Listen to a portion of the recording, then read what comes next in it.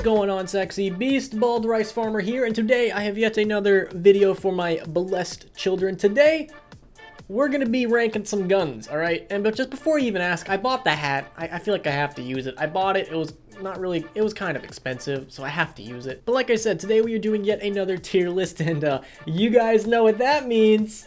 Absolutely nothing. But for realsies, I did have one of my mods, the resident Rue. He went ahead and made this list for me because when it comes to guns, he's my gun expert. Whenever I have a question about anything, I usually go to him because he's somewhat autistically knowledgeable about things, so he usually can answer my questions. He made this list for me, provided me with most of the information, so you guys can all thank the Rue in the comments if you want. I don't care. So let's start this list off for the rankings. We got war winning, S, A, B, C, and trash tier. We're going to start off with a good gun, a solid weapon. We're going to start off with my personal favorite, the Kar98. This is a literal god weapon. If you've ever used this in a video game, 10 times out of 10, not even 9 times out of 10 times out of 10, you're gonna win, alright? History may prove otherwise, but in games, you're gonna win every time. Now this gun did replace the Gewehr as the main German service rifle. I don't care if that's not how you pronounce it, that is how I pronounce it. And this gun was pretty revolutionary of its time using the Mauser bolt and was copied a lot. Like a lot of people wanted to make their own versions of this. And one of the more interesting ones was the Chinese Type 24. And as you can guess, it was Chinese. And you know, the Chinese weren't the only ones to try to steal Westerners' idea. The Japanese did it quite a lot as well. But the Kar98 is a fantastic weapon, but it's not a war-winning weapon. It only gets S tier. It doesn't get that pristine addition of being back-to-back World War champs, you know, so they only get S tier. The next gun we are going to be talking about is going to be the Japanese version of a bolt action. That is going to be the Arisaka, aka the War Crimes. So the Arisaka has many different variants, chambered in many different things, and is kind of getting to be quite expensive. You used to be able to get some Arisakas for pretty cheap, almost as cheap as Mosin's, but now Arisakas are rising in price, and just for that, I'm going to go ahead and put you guys down at a B tier. That's not cool, alright? Why do Arisakas have to be expensive nowadays? I don't like that. And also, you guys committed a lot of war crimes over there. Like, seriously, like, you guys raped a lot of Chinese people. Like, a lot. So that's not cool. So you guys only get B tier. The next gun we will be taking a look at, what the fuck? What is that guy? Oh, it's the fucking M16, god damn it. You can't talk about the M16 without listening to this fucking song for some reason. I don't know. And whenever you talk about Vietnam, this fucking song comes on. Let's just move past it. The M16, originally when it came out, was not that good. A lot of jamming and feeding issues, was not really that reliable. Eventually when they came out with the M16A1, that improved a lot of the original M16's issues. But when the M16 came out and they gave it to soldiers, they were not happy. Surprisingly, the M16 was not good for jungle warfare.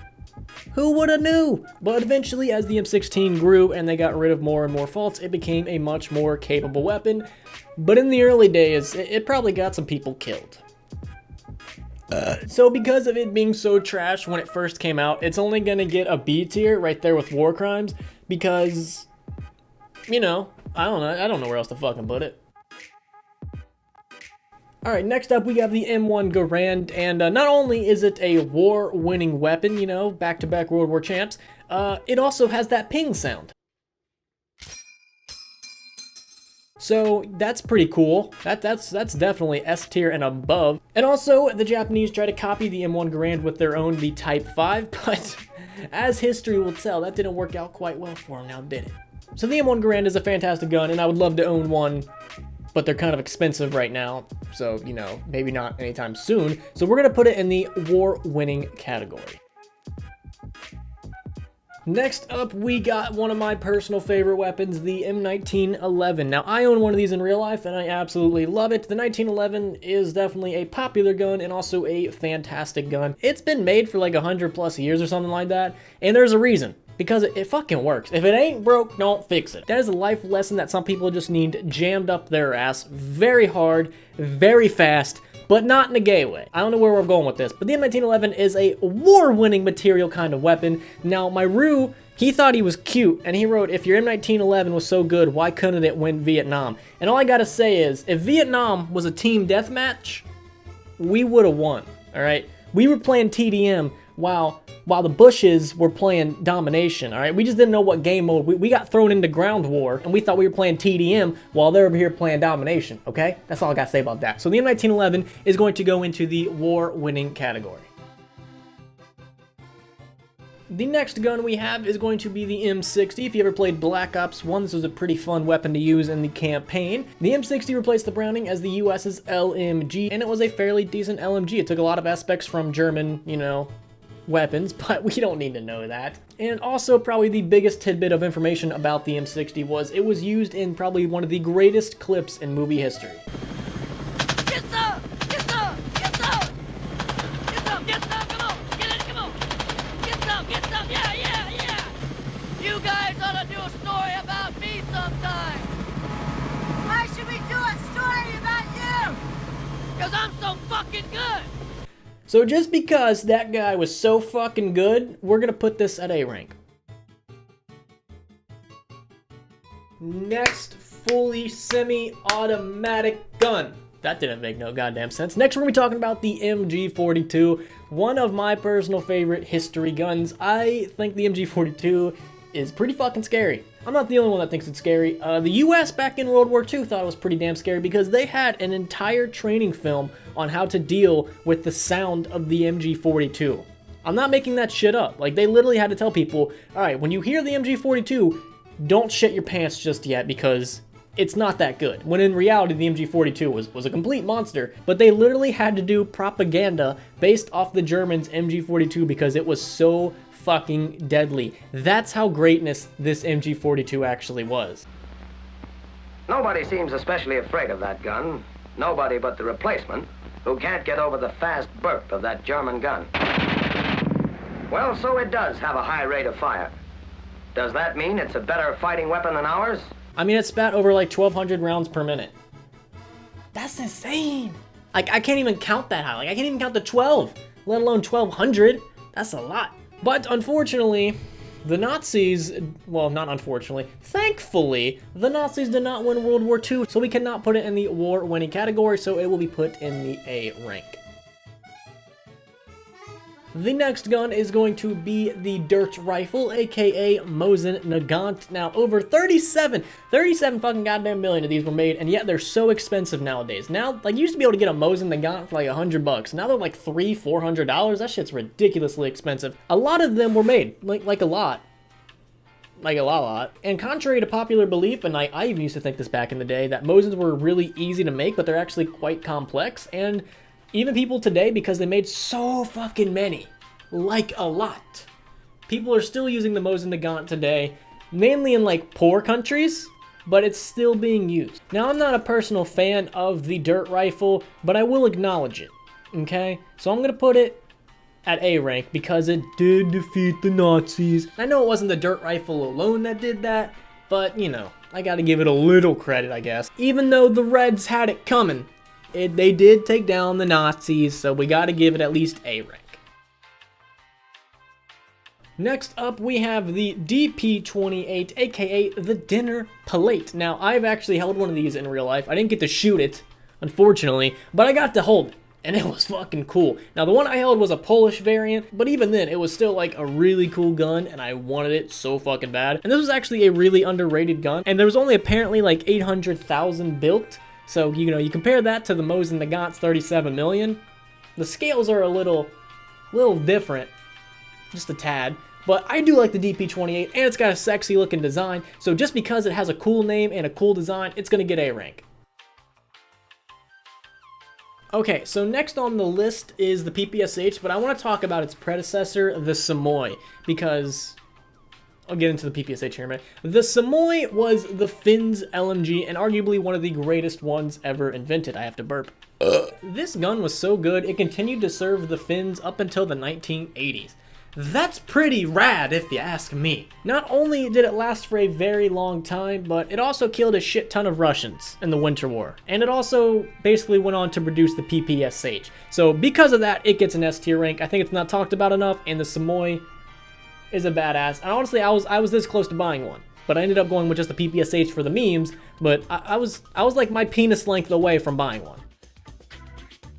So, like I just previously stated before I made that weird penis joke, the PPSH was actually basically stolen from the Finns. The Russians saw the Samoy, said, hey, that's pretty good. We're gonna take that. And they took it, and then they made the PPSH. Now, unlike in Call of Duty, the PPSH in real life wasn't that good. It was actually pretty shit. It jammed quite a lot. Now, my PPSH doesn't. I don't think I've had it jam once, but mine's also been worked on to work, and it's broken twice already. So yeah. But back in World War II, the PPSH was very, very overrated. It was not that good, jammed quite frequently. The drum mags were no bueno, and over 6 million of these things were built, so they did have some hopes for the PPSH, but I feel like it was just overrated, and just because of video games, people tend to really like it. But if you were back in World War II, you might want the Finnish Samoy. So because of that, unfortunately, I have to put the PPSH down at B rank. The next gun is going to be the SVT-40. Now, this gun isn't really talked about that much, and that is thanks to the Germans. The Russians had actually planned to make this their semi-automatic rifle, but the Germans decided to kick that front door down and basically invade them for a little bit. And because of that, that did not happen, and the SVT was eventually made into the AVT-40, which instead of semi-automatic was going to be fully automatic. And this part I actually did not know, thanks to the Roo for hooking me up with this information. They were very unreliable, and receivers would crack under pressure, and that's not very cool. Alright, you ask me, that's a big old thumbs down, alright? So because the SVT really didn't do much at all, it's going to be put in C rank, because there's nothing there yet. Next up, we're going to talk about the FAL. Now, I almost bought one of these. I think I got pretty close. I wasn't over like the buy now, button on Amazon, but I seriously put a lot of time and thought into buying this because the FAL is actually a really good weapon and is still being used today. There are many different variants, and it's very sexy looking. Like, really sexy looking. It was pretty revolutionary for its time, and it's used almost all over the world. The FAL is a really, really good weapon, and it's on the list to buy. It's not up on the top of my list, but it's definitely up there. It's probably after the STG. So the FAL, it's gonna be put at A rank. I think it's a fantastic weapon, and honestly, I would love to have one. Hint, hint. Next up will be the STG-44. The STG-44 was really revolutionary for its time, not because it hadn't invented like anything in particular, like it didn't come out with a new system or anything. It just used a bunch of previously used systems and put them in the right order, if that makes any kind of sense. Like the STG, all the components were there, they just weren't used in the right fashion yet. And once they did, the STG-44 was formed, and it was very advanced for its time. We really didn't see anything like that produced on that scale and used like that up until now. Unfortunately, the STG, not unfortunately, we don't want the Nazis to win.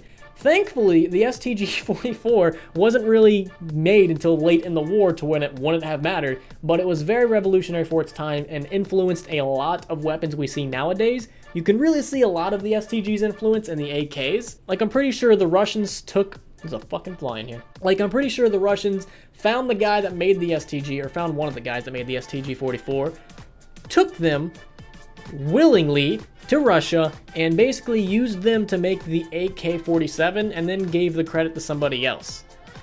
That, in my opinion, sounds like something completely plausible that the Russians would have done. Because similar to like how we did shit with NASA, like you don't want to be telling the world like this Nazi built your greatest gun ever. You don't want to be people knowing that shit. But I love the STG, definitely on my list. Like a company just recently started remaking them like a couple years ago. You can get them in a bunch of different calibers. I plan on getting one because it's just such a cool weapon. So I'm gonna put the STG at S tier. It didn't win no wars, but it's still a pretty fucking good gun. Alright, and the last weapon we have is the MP40. Now, I own one of these, and it's honestly one of my personal favorite weapons I've ever fired because it's just such an iconic weapon. But back in World War II, it was eh. Like, it was a good counterpart to the Thompson. It would jam pretty frequently. It was alright. Earlier versions would sometimes randomly go off if it got caught on something. They eventually did fix that.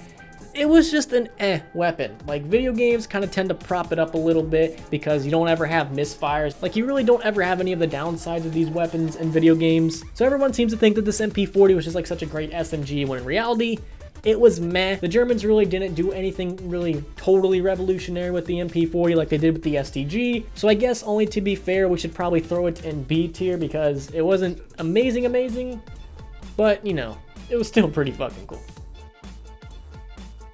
So I guess that's the entire list. It looks like everything survived the trash tier. I wasn't really expecting that. I was expecting me to at least put 1 or 2 things in the trash tier, but it looks like everything barely made the cusp. I'm looking at you, SVT.